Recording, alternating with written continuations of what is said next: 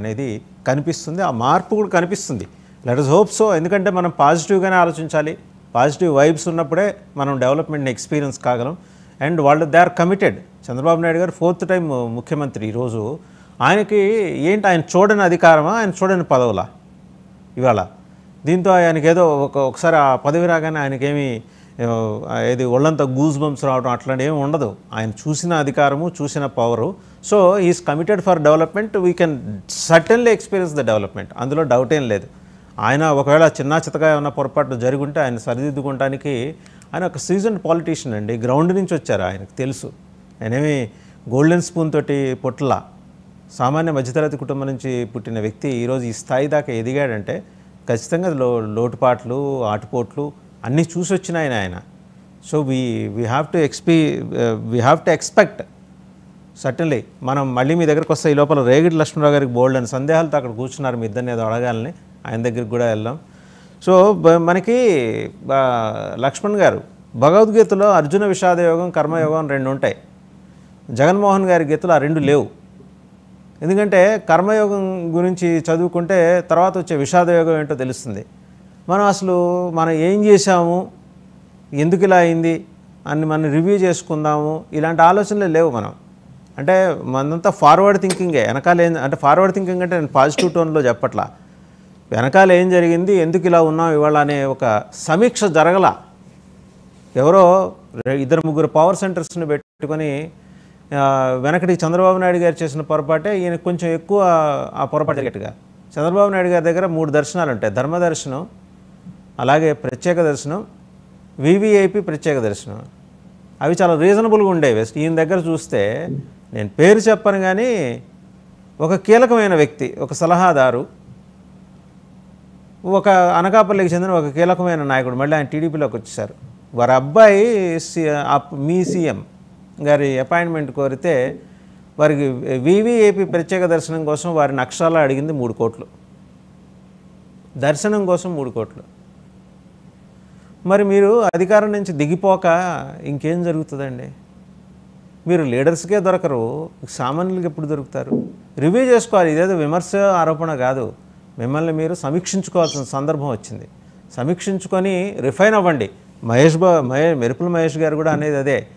ఇవన్నీ last time చాలా సందర్భాల్లో ఈ డిబేట్లో చెప్పినప్పుడు ఆ చురకలుగా చూసి సరిదిద్దుకుంటే పోయేది. అదేదో మరకనుకొని XXX సోపుతో తుడి చేసే ప్రయత్నం చేశారు. పోవండి ఆ మరకలు. ఇప్పుడైనా మేలుకుంటే బాగుంటుంది. వాసుదేవన్ గారు, మీకు అలాగే ప్యానెల్ ఉన్న పెద్దలకి, WNTV వీక్షకులకి, యాజమాన్యానికి హృదయపూర్వక నమస్కారాలు అండి. గుడ్ మార్నింగ్ అందరికీ. చాలా మంచి మాట చెప్పారు. జగన్మోహన్ రెడ్డి గారు గత 10 రోజుల నుంచి సమీక్షిస్తున్నారు. ఎవరైతే అభ్యర్థులు, గెలిచిన అభ్యర్థులు కానీ, ఓడిపోయిన అభ్యర్థులు కానీ, అక్కడ స్థానికంగా ఏ జిల్లాలో, ఏ నియోజకవర్గంలో గట్టిగా ఇంపార్టెంట్గా పనిచేసిన నాయకులందరినీ కూడా పిలిచి అసలు ఓటమికి గల కారణాలు ఏంటి, అసలు ఏ విధంగా మనం ఓడిపోయి ఏం జరిగింది అనేది సమీక్షించడం జరుగుతూ ఉంది. తద్వారా మనం చేయవలసింది ఏంటి, ఏ విధంగా ముందుకెళ్దాం అని వాళ్ళ సలహాలు కూడా జగన్మోహన్ రెడ్డి గారు తీసుకోవడం జరుగుతుంది. ఎందుకంటే మీరు అనేది కరెక్ట్ సార్. ఎవరినైతే నమ్మి జగన్మోహన్ రెడ్డి గారు ఒక పవర్ ఆఫ్ సెంటర్గా నిలబెట్టారో వాళ్ళు జగన్మోహన్ రెడ్డి గారిని, వైఎస్ఆర్ పార్టీని ఇప్పుడు ఏమంటారు, ఒక నూతిలో తోసే రకంగా తయారైందనే విధానం అందరికీ తెలుసు. చాలా మంది వైఎస్ఆర్ పార్టీ నాయకులు అలాగే కార్యకర్తలు కూడా ఫోన్ చేసి, అన్న ఇలా జరిగిందన్న, ఇది జరిగిందన్న, కార్యకర్తలకి చాలా మేము ఇంత కష్టపడినా మమ్మల్ని పట్టించుకున్న నాదులు లేరు. ఆ నాయకులు కూడా మేము ఇన్ని సంవత్సరాల నుంచి 5 కోట్లు 10 కోట్లు ఖర్చు పెట్టాం, 20 సంవత్సరాల నుంచి.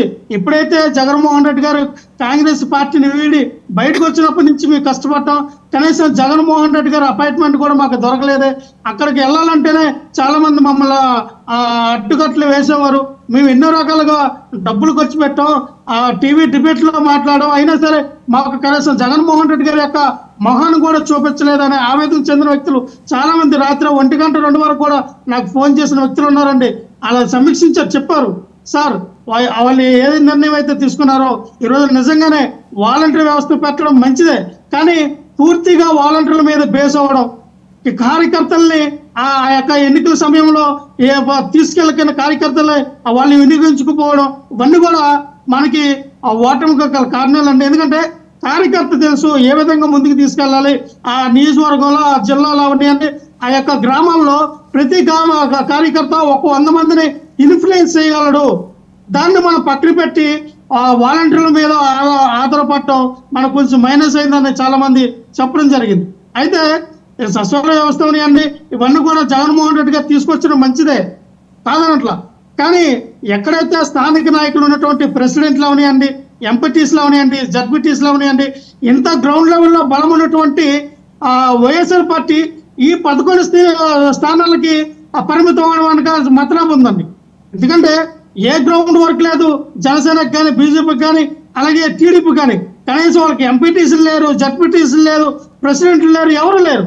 ఇంత రీబ్యాక్, ఇంత కమ్బ్యాక్ ఎలాగయ్యారు ఏంటనేదంటే ఖచ్చితంగా వాళ్ళ కార్యకర్తలు ఏమైనా నిశ్శబ్దమైన ఆ ఓటింగ్ జరిగిందా ఇంకోటైనా పక్కన పెడితే ఖచ్చితంగా ఓటమిని మనం అంగీకరించాల్సిందే. ఈ రోజున ఏదైతే 4వసారిగా ప్రమాణ స్వీకారం చేస్తున్నటువంటి చంద్రబాబు నాయుడు గారికి కూటమి అభ్యర్థులందరూ కూడా హృదయపూర్వకమైన అభినందనలు, శుభాకాంక్షలు తెలియజేసుకుంటున్నాం వైఎస్ఆర్ పార్టీ తరఫున, నా తరఫున. అలాగే ఈ రోజున బాలకోట గారు ఉన్నారండి. బాలకోట గారు అమరావతి జేఎస్గా ఎన్నో మనం చూసాం, ఎన్నో సేవలు చేశారు.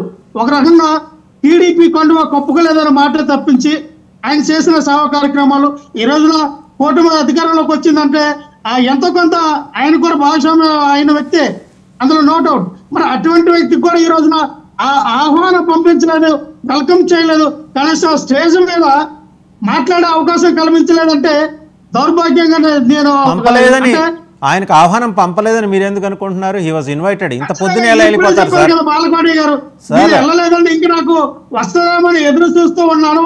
ఆయన బాధ, ఆయన ఆవేదన, ఆయన అన్న మాట వేరు, వాల్తాన్ గారు కాదు. ఆయన అన్న కాంటెక్స్ట్ వేరు. ఏంటంటే బాలకోటయ్య తిరిగి ఉద్యమించాల్సిన అవసరం రాకుండా చూడాలి ఈ ప్రభుత్వం, కొత్త ప్రభుత్వం అన్నారు. అర్థమైందా? అంతేగాని ఆయనకు ఆహ్వానం అందలేదన్న మాట ఆయన అనలేదు. అంతేనా బాలకోటయ్య గారు? ఆమె కరెక్ట్.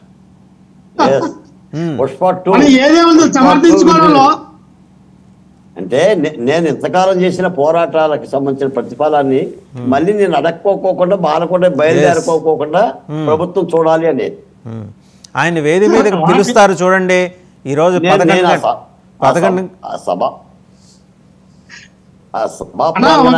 మంచి రోజులు వస్తాయి. నేనాటలకు నన్ను అడిగితే ఒక ఎమ్మెల్సీ ఇవ్వాలని మేమైతే కోరుకుంటాం. ఎందుకంటే ఒక దళిత పెట్టుగా మీరు చేసిన సేవా కార్యక్రమాలు అందరూ కూడా మీ పార్టీకి చాలా వరకు మీరు వైఎస్ఆర్ పార్టీ మీద మీరు పోరాటం చేశారు. ఇలా మీరు గౌరవించాలి టీడీపీ పార్టీ వాళ్ళు. ఎందుకంటే ఈరోజు మనం చూసాం, దళితుల్ని డోర్ డెలివరీ చేశారు, దళితులకి ప్రాధాన్యత ఇవ్వలేదు జగన్మోహన్ రెడ్డి గారు అనే ఆ టీడీపీ నాయకులు. మొన్ననే సార్ మీ గుంటూరు జిల్లాలోనే ఒక దళిత యువకుడిని, మాల సామాజిక వర్గం చెందిన యువకుడిని, ఒక కాపు సామాజిక వర్గం, ఒక కమ్మ సామాజిక వర్గం చెందిన యువకులు నిన్న రాడ్డుతో కొట్టి చంపారండి.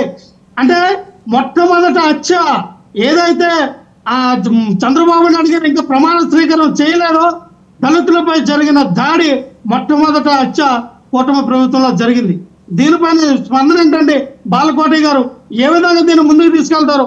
మనకు పార్టీలు కాదండి ముఖ్యం, పార్టీలు కాస్త పక్కన పెట్టండి. ఎక్కడైతే దళిత బడుగు బలైన వర్గాల మీద జరిగిన దాడులు మన జాతిని జాగృతులు చేసిన దిశగా మీలాంటి మేధావులు, తెలివైన వ్యక్తులు ఎవరైనా సరే ఆలోచించదగ్గ నిర్ణయాలు ఇవి, ఆలోచించదగ్గ సమయం.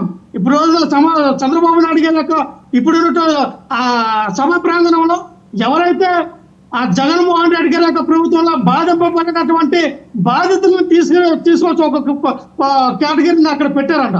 మరి ఈ రోజున చంద్రబాబు గారి యొక్క ప్రభుత్వం రాకముందున ఈ 10 రోజుల్లో జరిగినటువంటి ఈ బాధితులందరికీ కూడా ఒక కేటగిరీని అక్కడ ఏర్పాటు చేయండి, మేము కూడా తీసుకొస్తాం.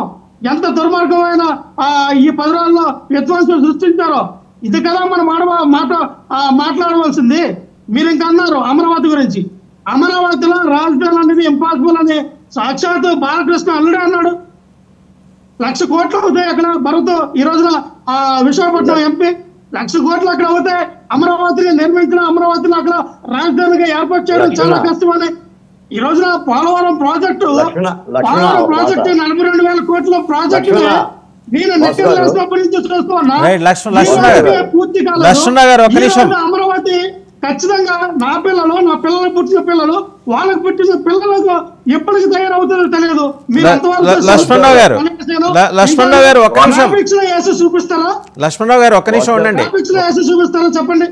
లక్ష్మణరావు గారు ఒక్క నిమిషం ఆవేశపడద్దు, మొదటి రోజే కదా.